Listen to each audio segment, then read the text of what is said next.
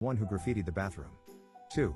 Told my dad I was the one who dropped my brother, who was hurt, instead of my sister, because I was liked better and would have received a less severe punishment. 3.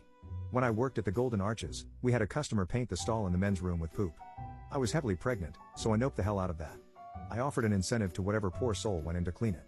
Debates on who would do it lasted about 15 minutes, and one of my more troublesome crew members decided he really wanted an hour break, paid, so he volunteered. He spent 2 hours doing the task, with repeated trips outside to puke. After he was done, I called my boss and explained, with photos, what happened and sent the guy home 4 hours early and paid his entire shift.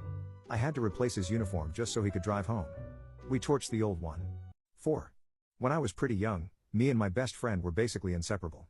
The two of us were pretty mischievous and got into a lot of trouble, especially in school.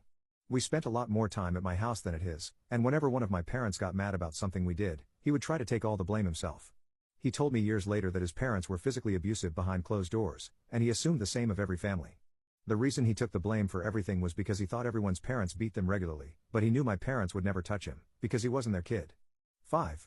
My neighbor jumped in front of a bus because his dog got loose and ran onto the road where the bus was going to hit him. The dude is now paralyzed. 6. Once, someone pulled the fire alarm in school after hours had ended. We had supplementary classes. The crazed, middle-aged demon of a teacher held an entire class of 25, including some kids who weren't even in the class, back for over 2.5 hours because no one wanted to confess. Then my quiet, never been in trouble classmate decided to get it over with and just said he did it and let the yelling commence. There was no yelling, but the goddamn teacher only allowed us to leave in groups, according to their vision of who were the most well-behaved students in their eyes. 7. Where I work, we get audited every few years so they can see we're following compliance laws and policies set forth by the company. I had only been with the company for less than 7 months, and all the staff were playing hide and seek when the auditor stepped into the room. They wanted to observe and shadow an employee, and no one volunteered or had the nerve to show up. I eventually said screw it and elected myself just so we could wrap it up and the auditor could leave. Passed with flying colors, and the company got a freaking bonus.